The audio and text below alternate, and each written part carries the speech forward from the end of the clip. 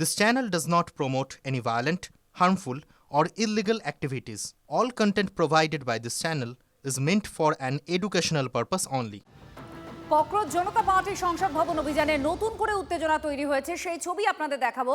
বিক্ষোভকারীদের সঙ্গে নিরাপত্তা বাহিনীর খণ্ডযুদ্ধ, নতুন করে আবার উত্তেজনা তৈরি হয়েছে এই মুহূর্তে, সেই ছবি দেখছেন।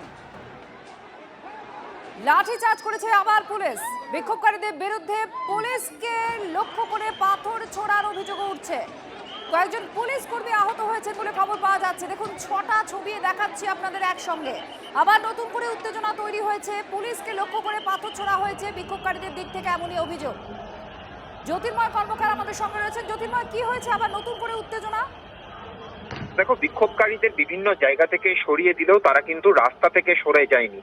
ভিড় আপাতভাবে ডিসবার্স হয়েছে, কিন্তু তার পরবর্তী ক্ষেত্রে যে ছবি আমরা দেখতে পাচ্ছি যে বিভিন্ন জায়গায় ব্যারিকেডের সামনে বা ফুটপাতের ওপরে বিক্ষোভকারীরা তারা অপেক্ষা করছিলেন, এবং যখন পুলিশ কিছুটা তাদের বাঁধন আলগা করে তখন আবার নতুন করে এই বিক্ষোভ শুরু হয় এবং পুলিশের তরফ থেকে ফের লাঠিচার্জ করা হয় এবং তার পাশাপাশি টিয়ার গ্যাসের শেল ফাটানো হয় এবং তারপরেই বিক্ষোভকারীদের মধ্যে থেকে ইট ছোড়া হয়েছে বলে খবর আসছে এবং পাল্টা লাঠিচার্জ করছে পুলিশ। অর্থাৎ বিভিন্ন জায়গাতে বিক্ষিপ্তভাবে এই বিক্ষোভ ছড়িয়ে পড়ছে। অর্থাৎ একদিকে যখন নিয়ন্ত্রণে আনা হচ্ছে তখন আবার অন্য দিক থেকে নতুন করে বিক্ষোভ শুরু হচ্ছে। সাময়িকভাবে মেট্রো চলাচল স্বাভাবিক হয়েছিল, কিন্তু এখন যত বেলা গড়াচ্ছে বিকেল 5টার পর থেকে প্রত্যেকটা অফিস ছুটি হবে, সেই সময় যদি এই বিক্ষোভের চেহারা একই রকম থাকে বা তার পুনরাবৃত্তি হয় তাহলে কিন্তু দিল্লিতে সন্ধে ঘনানোর সঙ্গে সঙ্গে আরো বড় অশান্তি বা অশান্তির আগুন ছড়িয়ে পড়ার সম্ভাবনা রয়েছে।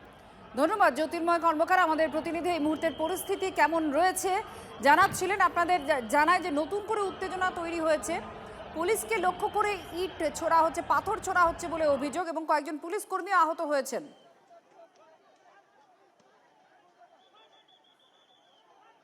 दबाई जाएगी तब तक जनता रोड पे उतरेगा।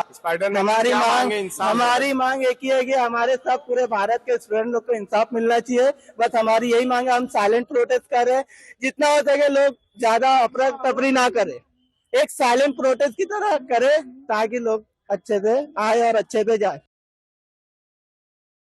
कुछ देर पहले पुलिस ने कोशिश की थी तमाम प्रदर्शनकारियों को दूर करने की। एक बार फिर से मैं आपको तस्वीर दिखाना चाहूंगा। ये देखिए, दूर तक आपको यहाँ पर तमाम सीजेपी के जो समर्थक हैं वो सड़क पर बैठे हुए वहां पर खड़े हुए दिखाई देंगे। हजारों की संख्या में इस वक्त ये लोग मौजूद हैं संसद भवन के ठीक नजदीक, आकाशवाणी भवन के ठीक सामने।